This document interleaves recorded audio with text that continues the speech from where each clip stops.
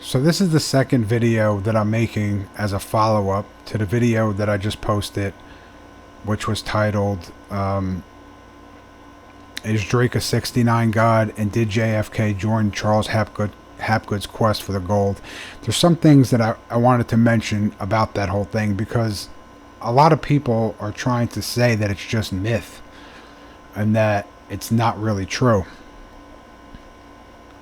Charles Hapgood spent his life researching things like crust displacement, the Atlantis myth, which really wasn't a myth because there are several sources. There's Plato and there's another source, several sources that provide concrete evidence that the Atlantis civilization existed.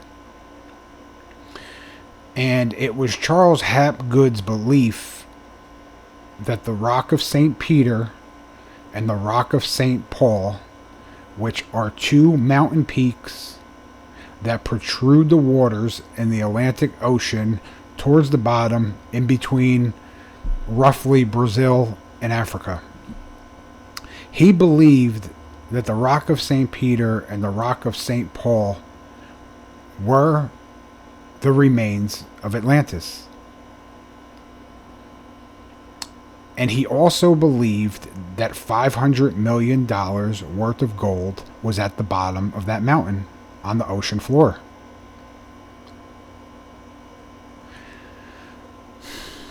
You would have to be pretty damn sure about something before you call a meeting with the United States President at the White House. It can't be you think it's 50-50. I thought I saw it. It might be there. No. You're about 98, 99% sure, and you're going in to ask for what you need because you believe that it's there, and you have a good reason to believe it.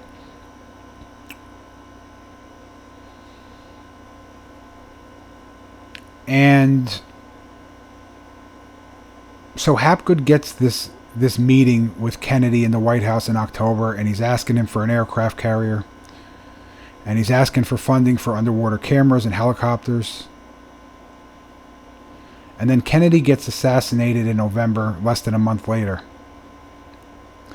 And it's just common procedure when someone gets murdered. The police investigation always begins with the people that are the closest to the person who was murdered. Wife, husband, children, immediate family, extended family, co-workers, organization members. You start with the closest and you work your way out. I can't figure out for the life of me why or how his relationship with Charles Hapgood was never even mentioned. And people say, okay, well, big deal. So what? Well, you have to understand something about history and lies. When you uncover the truth about something that happened in history that was covered up for 60 years, that's only the beginning. Right? Think about it. Didn't your parents always tell you, don't lie? Because if you tell a lie, then you're going to have to keep lying to cover the original lie. So you're going to compound lie on lie on lie on lie, and eventually it's all going to come apart. So just tell the truth. Well, what do you think the history of this country, that's what it is. It's lie on lie on lie on lie. So uncovering the mystery of the Kennedy assassination is an opening to something else. And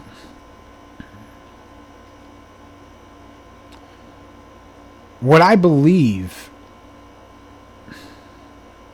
is that there is a very good chance. I mean, it's not a secret that the founding fathers of this country were Freemasons. But what I really believe is that the founding of this country can be tied to the Templars. And the Templars can be tied back to probably the days of when Jesus walked the earth. You see, there's a secret here. There's something that's being hidden, that's being covered up. And how I believe this whole thing played out is that the King of France got really jealous of the Templars when they got big. They got big. They got tremendous wealth. They had their own military. The King of France was borrowing money from them to fund his wars. He was in such debt he couldn't repay them. So he decided to overthrow them. And he couldn't do it alone. So he had to unite church and state and go after them. That's why he made up the charges of heresy to bring the Pope involved. He had to get the Vatican involved because he couldn't do it himself. And when that didn't work, they killed the Pope and put their own Pope in. Okay, so imagine being a Templar in the 1300s, and now you have not only the king and his army against you, but now you have the Vatican and the Pope and the Pope's army. Like, you must have felt like you had nowhere to turn. You probably felt like the whole world was against you. That's why the founding fathers established America with the separation of church and state. So the King of France turns on the Templars, and he gets the church to join in. And they start burning them at the stake and annihilating as many as they can. They really wanted to wipe them out of existence. They really tried to wipe them out of existence. But they didn't get them all. Some got away. And the ones that got away with the loot. They got away with the treasure. It is my belief 1300s Templar members go dark. 1400s, 1500s, 1600s. At some point between when those members of the Templars that got away from the France and the church, that got away from the king and that whole incident, the ones that survived that and escaped narrowly, at some point, probably intentionally dropped their gold in the ocean. But the ocean is so vast. Right? It's vast. You're not going to drop it anywhere. You're going to drop it where there are markers. The Rock of St. Peter and St. Paul are natural markers. Drop it there. Here comes Charles Hapgood. Stumbles upon the gold.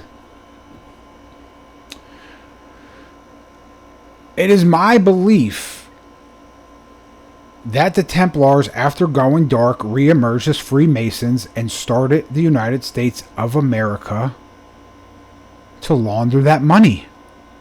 To legally get the gold back in their possession through silver certificates and the redemption of gold. That was their chance to survive on by creating America. Separation of church and state. We have our own money. We have silver certificates. You can redeem gold, cash for gold. You can use gold redemption. That blows the lid off of like everything. And you know what's really interesting about this whole thing is that, you know, I always had my suspicions about Aristotle Onassis. It just seemed really weird to me that Jackie would run to him really, I think within 5 years of her husband's murder. I don't understand how a grieving wife could run into the arms of another man like within 5 years. And it just so happens that Aristotle Onassis was an international shipping merchant. He had his own shipping business. He was shipping tobacco from Turkey to South America. And he ends up with Jackie Kennedy. Charles Hapgood could have went to Aristotle Onassis and asked him for the ship. He could have funded it. He had the ships. He had the money. Why did he go to the president?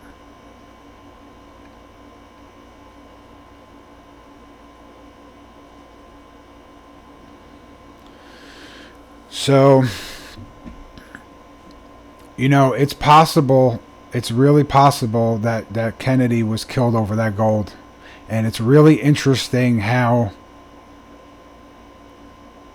Now, let me tell you something about Kennedy. The Kennedy family, they're Irish-Scottish. The Templars are Irish-Scottish, Scotland. That's a freedom-loving people over there. I think it was Jackie Kennedy. Her maiden name is Bouvier. I think she's from France. But I think it was her grandfather who fought with Napoleon in the Napoleon Wars. That just shows you how connected to the history of the world Jackie Bouvier, or Jackie Kennedy's family is, and the Kennedys. Did you know that Napoleon sold America, the Louisiana Territory, for money to fund his Napoleon War, to fund the war?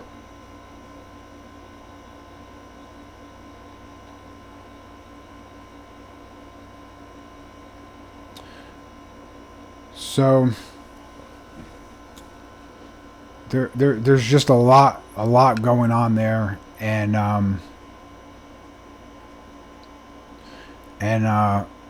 I really think that the murder of Kennedy could have something to do with that gold. And I think Hapgood went to Kennedy because Kennedy was an American. Hapgood did do work for the CIA. He was living in Massachusetts at the time. And I mean, why would he go to Aristotle Onassis? I guess that wouldn't make sense, but... So, that's really the update, and a lot of people are wondering, and like I said, it's, people, okay, well, big deal, what does that mean? And like I said, like, it doesn't mean, it might not mean anything because it's 60 years later, but really, it's another layer of dirt that you're removing from the original lie. Eventually we're going to get to the surface. So in the bigger picture, I guess it is a big deal. Is it going to put money in my pocket? No. But it's good work, man. We're unraveling the mysteries. So and like I was saying, like a lot of this stuff, people think that I can make this, I'm making this stuff up, but I'm really not. And if you do the research, you'll see it yourself. And I'm telling you now, you might want to pick up the Atlantis Blueprint. That was written by Rand Flemath and I think Colin Wilson. And it's really amazing how I have a bookshelf full of books that I purchased between 2010 and 2021. And the funny thing about that is that all of those books in some way carry a little piece to a bigger picture. And after reading all the books in the collection, it puts a bigger picture together. But you might want to get the Atlantis Blueprint And the Atlantis Blueprint, it's going to tell you about the Templars. It's going to tell you about the possibility of Mary and Jesus having a child. It's going to tell you the possibility that Jesus might not have died on the cross. It's going to tell you about Brown's gas. Clean burning energy. It's going to talk about crust displacement. And how Charles Hapgood had proof that a civilization lived in North America and South America 100,000 years ago and were highly advanced in science and technology. You're going to learn about the slipping of the continents, North America and South America, sliding south 30 degrees during a crust displacement. That puts it below... Think about that. 30 degrees is like 6,000 miles. Think about North America. Think about South America sliding south 6,000 miles and taking North America with it. We'd be at the equator. America would be tropical, and South America would be at the pole. You're going to learn about sacred sites. Sacred sites. And the network of sacred sites all over the globe. And you know what else is in that book? The orientation of sacred sites. Because what they were starting to uncover was that somebody built these sites with a specific purpose. And they talk about the golden section and the pi ratio. Because whoever came here or whoever was here in the ancient past set themselves up a system of certain things that would never change. So no matter when they came here, certain things would always be the same. Like they would always know the distance between the pole and the equator. No matter how much things shifted, it would always be, and no matter what system, metric system, English system, whatever system you use, the distance from the pole to the equator would always be the same. There's certain things that they set up for them so that they would always know where they are. It was the pi ratio in the golden section.